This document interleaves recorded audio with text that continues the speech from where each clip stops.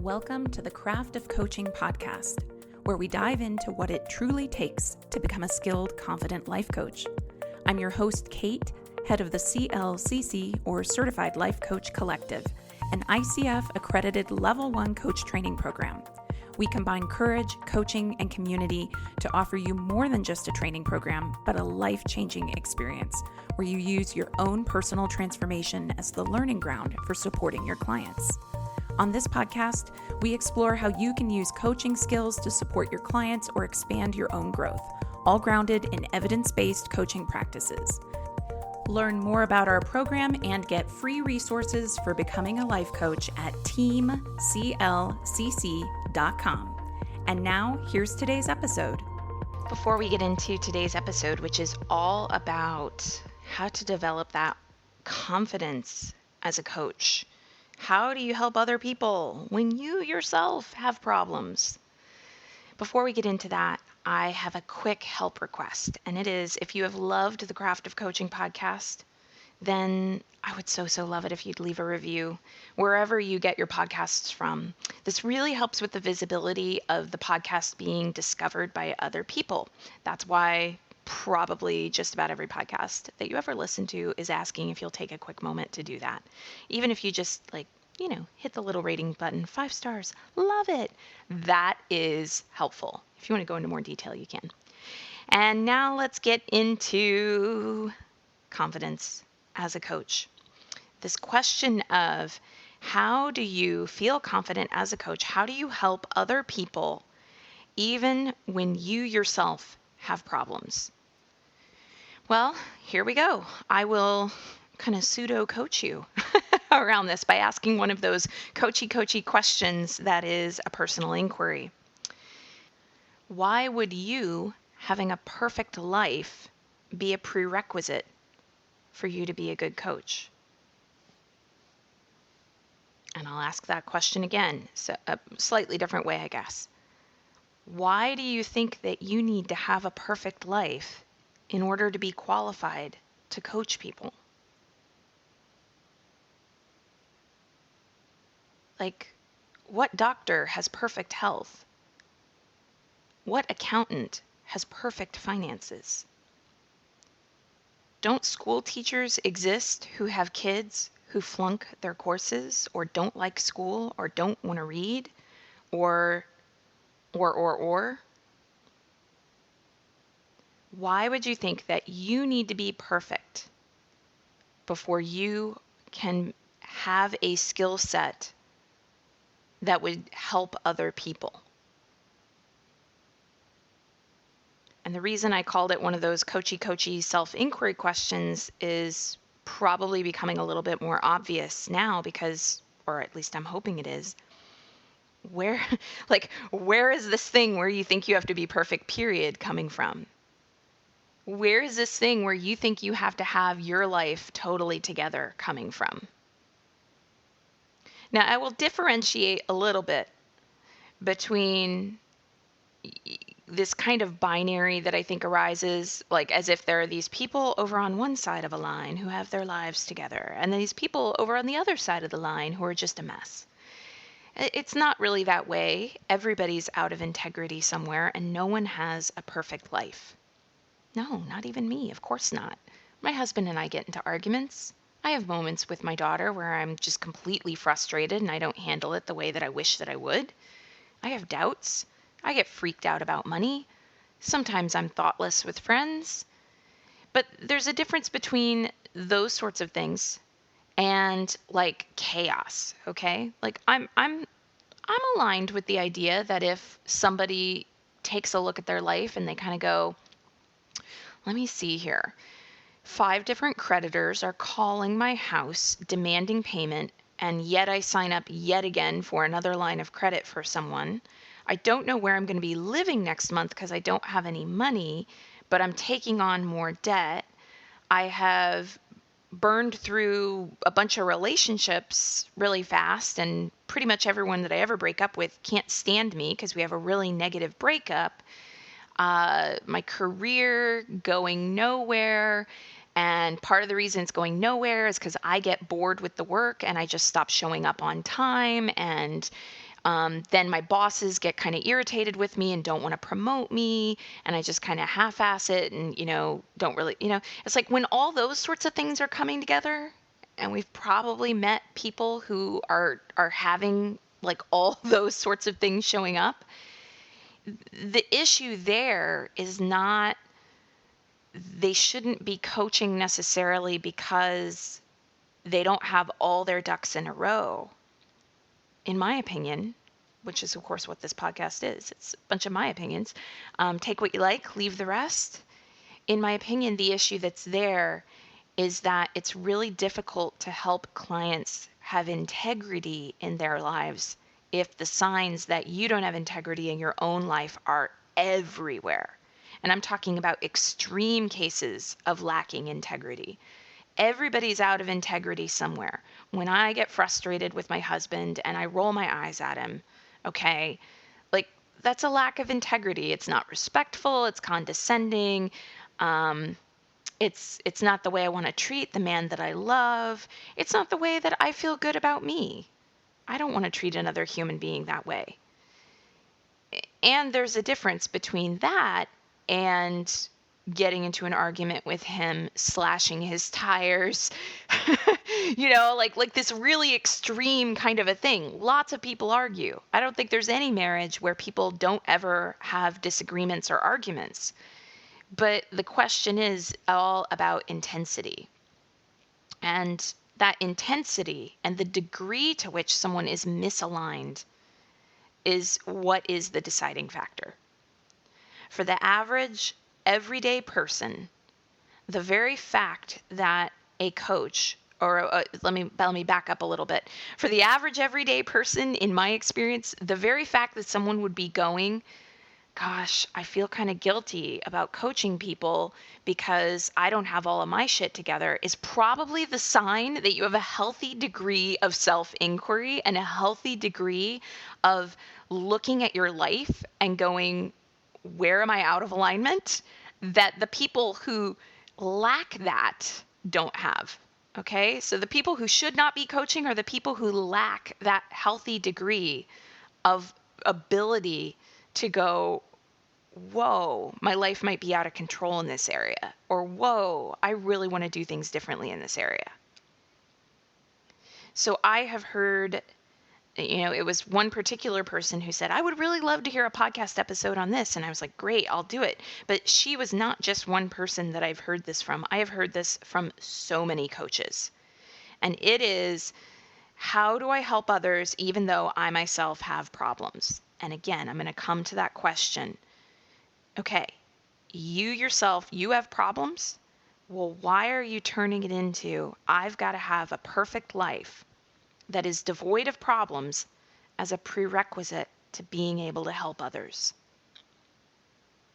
What trouble we would be in if every aid worker who ever went to help people who are living in a war-torn country had to be perfect before they could help.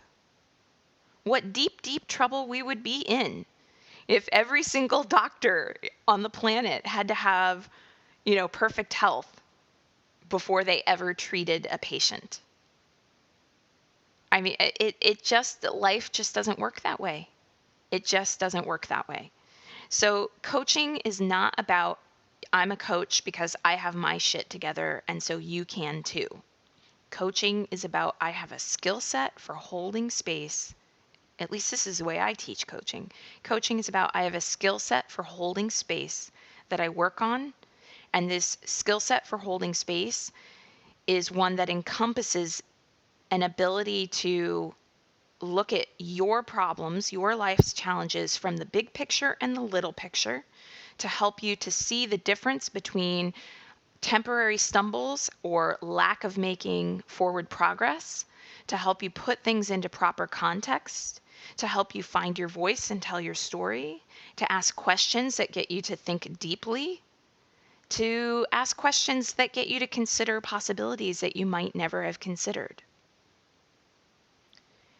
Now, I'm very aware that sometimes branding can be the trip up for different coaches, for different people. There are a lot of coaches who brand themselves in such a way where they tell I guess I'll call it a rags to riches story. So the story is, I used to be this person whose life was a complete mess in all these different ways. Then I discovered the 6-part system of the 5 rules for 4 ways that you can live a better life in 3 easy steps with only 2 payments of da da da da da. Okay. And now my life is perfect, and here are all the ways that it's perfect. Not every coach markets themselves that way. I endeavor, certainly, not to market myself that way, and I'm pretty transparent. Any podcast interview you ever listen to where I'm the person being interviewed, I'm sitting there going, yeah, my life's not perfect. I'm not promoting you'll be fearless. I'm promoting the idea that fear doesn't need to control our lives. Does fear control my life sometimes? Sure it does. Of course. I'm a human being, and every time I stretch into a new space, I'm going to feel fear again. But I have a recognition of what that fear process looks like, what my habits around fear are, and I've worked really hard to create habits that are courageous so that it feels like a default response to fear to go, okay, I don't want to go into the fear habit. I'm going to go into the courage habit instead. And as many of you know, I've written a book to that effect. It's called The Courage Habit. It's available on Amazon and at Barnes & Noble and all kinds of great places. So what is this thing that's going on that we think, that anyone thinks, that they need to have all their crap together or be perfect or not have problems as a prerequisite for helping people? That is the biggest capital S story or internalized narrative that would encourage someone to really, really question. And I'm going to add on to that a little bit and go into how can you build confidence? Because again, in service to not being binary, I am not saying, oh, just forget confidence. You don't need it at all. It's no point to it. You don't like, no, I'm not drawing a line in the sand and saying you're either confident or you're not. You either care about being confident or you don't. Confidence feels great when you can get it. And why not look for spaces or create spaces in your life where you get to really show up and shine in confidence? No problem with that as far as I'm concerned. So here are a couple things I think about how to become more confident as a coach. Number 1, you become more confident when you release yourself and do the work to release yourself from the idea that you're supposed to be perfect. Trying to be perfect, trying to be the person who has all their shit together constantly is the recipe for feeling less confident, because it is a goalpost that is way down the field that is always moving. You get there and then suddenly that voice goes, oh, hey, but you still don't have this together. And then the goalpost moves and then you're chasing it. And it's just like, it doesn't work. It just does not work. It does not work. And it ends up making us feel more anxious and more neurotic and more stressed out and more overwhelmed to chase it. That's the paradox. The more that we chase the idea of bettering ourselves so that we can hold space for others, the more likely we are to not really be bettering ourselves. Okay? So that's one thing to do some work on. Another thing would be to practice and to practice and to practice. One of the things that we say when we do our inaugural CLCC retreat, we always do an in-person retreat to kick off the Courageous Living Coach certification every year. We say to the group, all the facilitators, myself and the other lead coaches who teach the program with me, we say, it's all an experiment.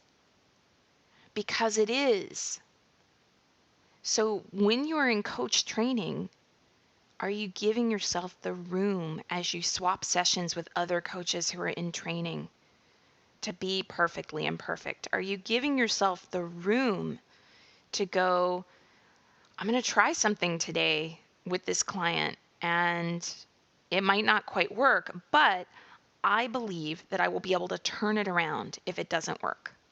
I have enough trust in myself and trust in my client and enough co-creative energy that if I try and exercise with the client and I can just feel that the juice has just gone out of the session and it's not there, we can course correct together. This is a relationship. I am not a guru. I am not supposed to be the guru who does the perfect exercise that leads to the perfect aha breakthrough. This is a relationship, and no relationship is perfect.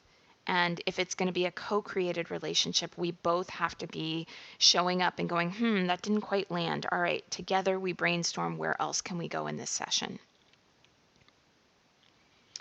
And I think another thing that I'll say, maybe the last thing, we'll see here in a moment, but another thing that I'll say is that trust in your ability to make mistakes and to course correct is another way that you build confidence. I'll just use doing this podcast, for instance, as an example. I think the first time that I ever recorded a Craft of Coaching episode, I had my outline of what I wanted to say, and I wanted to stay very focused, and this is what I wanted to talk about. And if I was like following the outline and then I stumbled over my words, I would feel this kind of critical, like, ugh, and I'd stop the recording and I'd go back and I'd re-record. And it's like, with enough times of doing this, it just got to a point where I was like, okay, I trust, especially also putting it out there, hearing great feedback from initial listeners. Now it's been a couple years since I started the podcast, and not a couple years, it's been a little over a year since I started the podcast. And I've had trainees who have come to the CLCC as a result of hearing the podcast, and they're going, when you were talking about these things, I felt like I got to know you a little bit better, got to know a little bit about what your program is about. I got a better idea of what it would be like for me to be a coach. So when I hear those things, it's like, oh, okay, it all worked out okay. Like, I had this really tight approach to the podcast at the beginning. Everything had to be super focused. Everything had to be outlined. And then I got some of that feedback and I saw that it was okay to mess up. I think there were a couple episodes that I uploaded, and then I realized that I had like randomly recorded half of an episode over part of another one and not deleted the old part. I did some kind of technical thing, and it's like I just fixed it. I just uploaded the new episode. And by the way, any of you who have emailed me to be like, hey, Kate, I think you might have accidentally included this piece on this podcast. Bless you. I love you. Thank you. I'm not supposed to be doing it perfect. I need my community. I need my people. I need you. We're all in it together. It's not supposed to be any other way. And here I am, and people have emailed me and said, hey, Kate, you made this technical fail. And like, I'm okay, right? I once was at a little mastermindy type retreat with a bunch of people, and I hope I'm quoting her correctly, but Carrie Smith was there, the artist. Carrie is brilliant, Keri, Carrie Smith. And she told us a story about someone she knew who had said, is there blood? No? Then everything's okay. And I always kind of thought that was an interesting way of putting things into context. Like, is there blood? No? Then everything's okay. So here's the thing. In the context of your career as a coach, you are going to have sessions that bomb. You just are. I've had them. Everybody I know has ever had them. It's just going to happen. And anytime I felt like a session bombed, I just tried to be really transparent about that with the client. Maybe I'd say at the end of the session, can you go for another 20 minutes? Because I feel like the stuff we've been trying on this session, it just hasn't quite landed. And if you have the time, I'd love to just hang out on the phone for another 20 or 30 minutes and see if we can get somewhere else with it. Like, what in the world is wrong with doing that? That's very human. And if anything, anytime that a coach I've been working with has said, I feel like we haven't quite landed yet, let's go for a little longer. If anything, it's increased my trust in them. It's had me feel like, oh, they really have a genuine positive self-regard for who I am. And they really want to see me get somewhere. I appreciate that. And there have been other times where a session's been on my mind after I got off the phone with a client and I'm just in my head about it. I go, you know what? I'm going to email them and I'm going to check in on them and just go, how are they doing? And if they say, I've been having this, and this going on, then it's like I give them, additional time, resources. it's not like you get one chance to quote unquote fix someone and that's it. You're not supposed to be fixing anyone. You're not supposed to have anyone's answers for them. So when a session doesn't go in any way that you feel it should have gone as a coach, this doesn't mean that you suck. It means sometimes bad sessions happen. It could mean that the client was just not in a space to really receive your coaching. I mean, I'm not putting it on the client. I'm not blaming the client. I'm just saying, clients are going to have off days too, and they might show up for a session and they're not really in the game. And so every intervention you try as a coach just doesn't really land. And you know what's really funny? How many times I've been in my head thinking, oh, that session, we didn't really, I don't feel like we quite did enough. Maybe I check in with the client 2 days later and the client will say, you wouldn't believe what happened after that session. Da da da da da da da. And then they tell me a story. And it turns out that whatever happened on the session that I in my head thought wasn't landing for them, it turned out it was the place they needed to be, because something else happened for them a day or two later that was exactly right. So again, when you have enough of those experiences because you practice and you coach and you do your own work, you start realizing that the confidence is something of a booby prize, right? Like a booby trap. There's a booby prize. Feeling confident is something of a booby prize because it can feel good for a little while, but if you depend on it, it becomes this thing you chase. And that just ends up constricting what you really can do in your own life, and it ends up constricting what you can really help your clients to do in their lives as well. There's a kind of tyranny that can exist, a kind of perpetual trying to live up to something that doesn't feel good and that's exhausting, that starts to happen when confidence is the goal. Remember that image if you're running down the field with the ball. And I know I'm not a sports person. I call it all, like Lara, one of our facilitators, she says it's a sports ball. It's just sports ball. Yeah, I'm the same way. Don't know anything about sports really. But, I do know this image, and it is, if you've got the ball and you're running down the field because the little goal thingy is down at the end of the field, the goal thingy. If you get to the goal, confidence, if that's your goal, it's just going to move. And then you're going to have another field to run down, and you're going to get there, and then that's going to move, and then that's going to move, and then that's going to move. My coach, Matthew Marzell, used to say to me, there's no there. And that sounds really weird, but what he meant is there's no there in existence. There's no like arrival point there.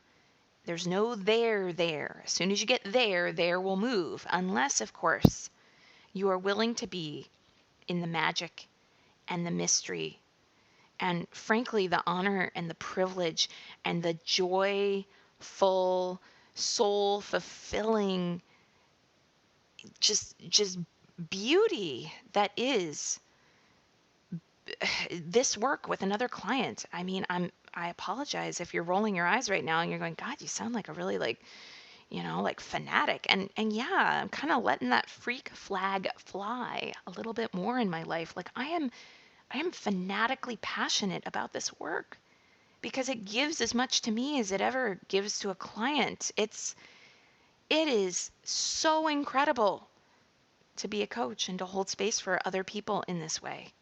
It lights up my life. And I've seen it light up so many other people's lives as well. And when you hit on the thing that lights up your life, then here's what I say. You fight like hell to really understand the mirage, the illusions that would keep you from what your heart is longing for. You won't settle for anything less than absolutely everything. You look at your life and you go, I love this work and I love it so much. It lights me up so much that as soon as I realize that some kind of a hook, like, well, you still have problems. I don't know how you really think you're qualified to help someone else when you still have problems. You don't let that stop you. By all means, let's be ethical. there have been times in my life where I've actually taken a couple of months of break from coaching because I was just really in it with a couple of problems that I was trying to work through. And I just felt like right now is not the time for me to hold space for another person. I'm just not in that space right now. I need to hold the space for myself to get to the bridge or to the other side of this bridge. And that's fine too. Again, you're not perfect. And all of your coaching relationships will be co-created. And there isn't anyone in any profession anywhere in the world who is perfect either. And we would be in trouble if perfection were the prerequisite. We would be in trouble if always feeling confident were the prerequisite for showing up and doing your job. So hopefully a big deep exhale is able to take up some residence in your body right now. You don't have to be perfect. You're doing great. The fact that you even have a moment where you kind of go, I worry that my stuff, it's probably the healthiest indicator that you should be holding space for other people because you have a healthy degree of self-inquiry. Maybe don't be so hard on yourself. Could be a little coaching that I could offer to you. And I send you such incredible love and care. And,